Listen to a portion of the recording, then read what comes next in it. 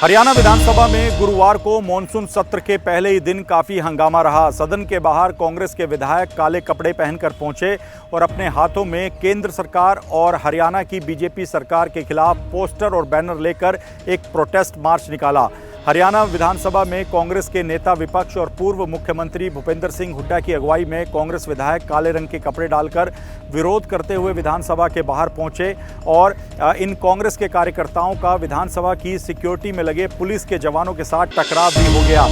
दरअसल लगातार ये अनाउंसमेंट सिक्योरिटी के द्वारा की जा रही थी कि जो भी कांग्रेस के विधायक अपने हाथों में पोस्टर बैनर लेकर प्रदर्शन करते हुए विधानसभा के अंदर आ रहे हैं तो उनको ये बताया जाता है कि स्पीकर के द्वारा विधानसभा परिसर के अंदर या आसपास किसी भी तरह के प्रदर्शन करने की अनुमति नहीं दी गई है। ऐसे में विधायक ये पोस्टर बैनर बाहर रख दें और सिर्फ सदन की कार्यवाही में शामिल होने के लिए जाएं, किसी भी तरह का विरोध प्रदर्शन ना करें। इसे लेकर विधानसभा के गेट पर कांग्रेस के विधायकों का काफ़ी विवाद हुआ।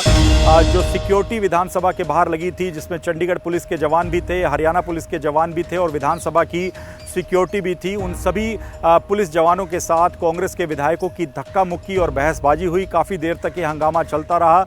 कुछ वीडियो भी घटनाक्रम के सामने आए हैं जिसमें भूपेंद्र सिंह हुड्डा को गेट पर रोका गया, ये दिखाई दे रहा है। कांग्रेस के विधायक कुलदीप वत्स ने आरोप लगाया कि उनके साथ सुरक्षा कर्मियों ने धक्का मुक्की की है। उन्होंने अपने हाथों पर लगी खरोंचें दिखाते हुए कहा कि उनके साथ धक्का मुक्की की गई, मारपीट की गई है और मैन हैंडलिंग की गई।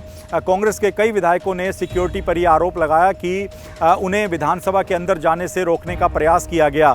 इस पूरे मामले को लेकर सदन के अंदर भी काफ़ी हंगामा कांग्रेस के विधायकों के द्वारा किया गया। सदन की पूरी की पूरी कार्यवाही जब पहले दिन चलती रही तो इस दौरान कांग्रेस के विधायक जमकर सरकार के खिलाफ, स्पीकर के खिलाफ नारेबाजी करते रहे। इस दौरान कांग्रेस के 6 विधायकों को स्पीकर ने नेम कर दिया और इन 6 विधायकों को बाद में सदन की कार्यवाही के लिए पूरे दिन के लिए निलंबित कर दिया गया।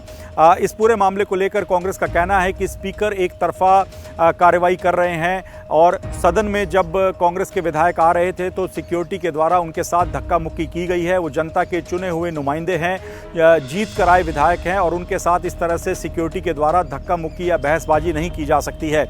इस पूरे मामले को लेकर सदन में काफ़ी देर तक हंगामा होता रहा। उसके बाद इस पूरे मामले पर सीएम नायब सैनी ने खड़े होकर विपक्ष को फटकार लगाई और कहा कि जानबूझकर सदन की कार्यवाही को चलने नहीं दिया जा रहा और कांग्रेस ने एक ट्रेंड बना लिया है कि विधानसभा हो या लोकसभा हो, सदन की कार्यवाही को इसी तरह से बाधित किया जाता रहा है। इस पूरे मामले को लेकर काफ़ी विवाद विधानसभा के अंदर हुआ, जिसके बाद दोपहर करीब 2:30 बजे सदन की कार्यवाही को सोमवार तक के लिए स्थगित कर दिया गया। फिलहाल कांग्रेस का कहना है कि सदन के अंदर राम मंदिर चढ़ावा चोरी, इसके साथ ही दिल्ली के जंतर मंतर पर प्रदर्शन कर रहे छात्रों पर जो लाठीचार्ज हुआ है, E20 महंगाई जैसे केंद्र से जुड़े मुद्दे हैं जिनका सरोकार हरियाणा और हरियाणा की जनता से है, वो ये मुद्दे उठाना चाहते थे और इसी वजह से प्रदर्शन भी कर रहे थे और उनका प्रदर्शन शांतिपूर्वक था। लेकिन बेवजह से ही विधानसभा के बाहर सिक्योरिटी के द्वारा उन्हें रोका गया और उनके साथ बदतमीजी की गई और वो चाहते हैं कि स्पीकर इस पूरे मामले को लेकर सिक्योरिटी के खिलाफ कार्रवाई करें।